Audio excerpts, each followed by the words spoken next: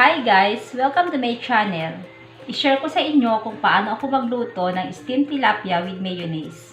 Bali, ito yung mga ingredients natin guys. Meron akong isang tilapia, 2 bulbs na onion, medium size na chop-chop na siya. Tapos meron tayong dahon ng luya and tanglad. Tapos meron tayong paprika, ground pepper and mayonnaise, magic sarap, and meron tayong chili and salt. At saka, meron tayong foil pambalot sa isda. So, ito ang gagawin natin, guys. Pagsama-samahin na natin ang ating mga ingredients. Lagyan ko ng magic. Tapos, konting magic lang. 1 teaspoon lang. Tapos, pepper.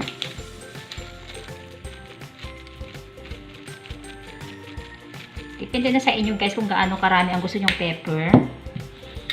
Tapos, paprika. Meron tayong chili and salt. 1 teaspoon lang muna ilagay ko dyan. Kasi 1 teaspoon. Bali 2 teaspoon yung salt ko eh. Then yung iba, irarab ko sa ating isda. So, lagyan natin ng mayonnaise.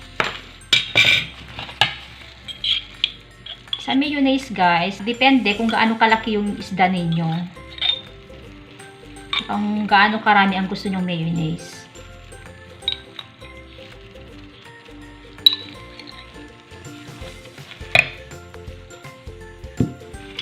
So, mix natin.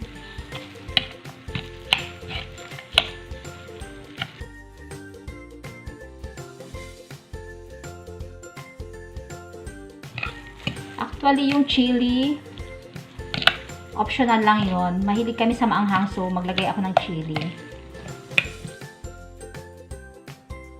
So, na-mix ko na yung ating mga ingredients. Isunod ko ng ating isda. May natira akong salt kanina, irarab ko na lang siya. Tsaka chili para mas malasa siya.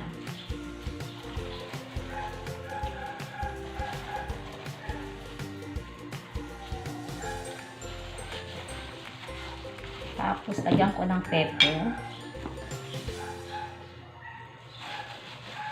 at konti na lang kasi yung pangpahid din natin mamaya yung minix kong ingredients kanina para lang mas malasa siya. Tapos, ito naman, ilagay ko to sa loob. Bali, itong tanglad, napitpit ko na siya. So, ilagay ko dito sa loob ng tiyan ng tilapia. Tapos, maglagay din ako ng mayonnaise. Itong na-mix natin na ingredients.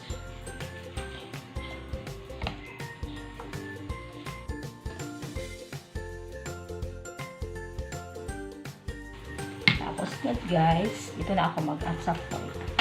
So, ito yung aking ipapahid.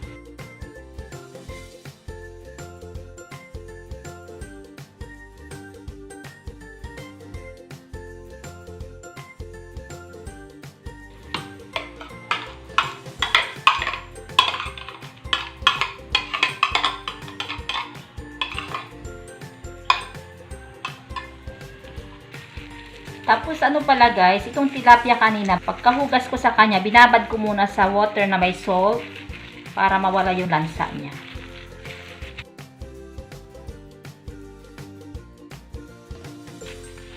Okay na guys, na-spread ko ng kanyang mayonnaise na may sibuyas. Ating ingredients. So, ito na guys, na-spread ko na ang kanyang ingredients. Balutin na natin ito sa foil.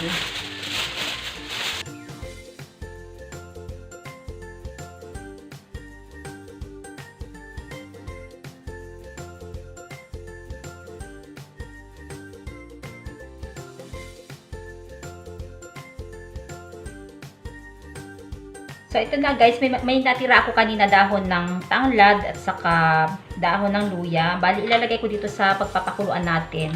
Dito ako magpapakulo kasi yung steamer ko hindi kasya yung isda. Tapos, papakuluan na natin. Tapos, barutin ko na lang din ng foil guys.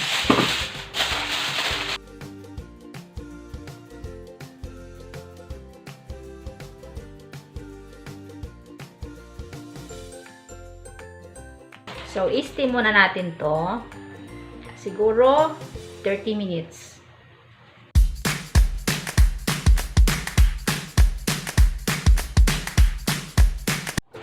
So, ito na guys, i-steam na natin.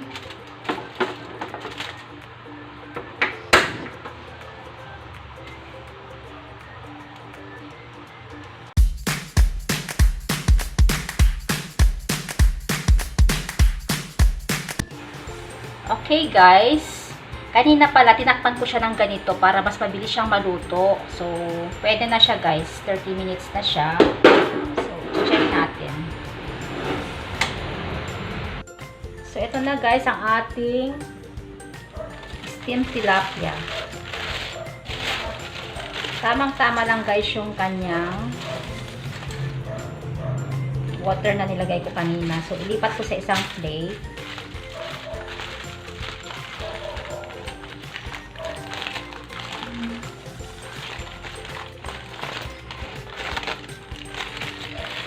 Ito na siya guys.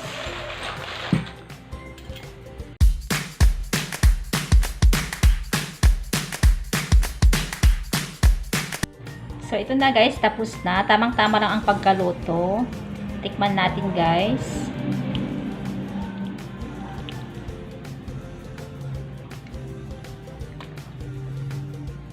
Juicy siya. Masarap siya, maanghang. Tapos hindi siya malansa dahil doon sa tanglad and luya.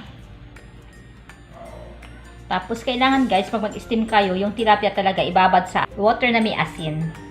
Ng kahit mga 20 minutes lang before i-steam. Sarap. Thanks for watching. Don't forget to like and subscribe.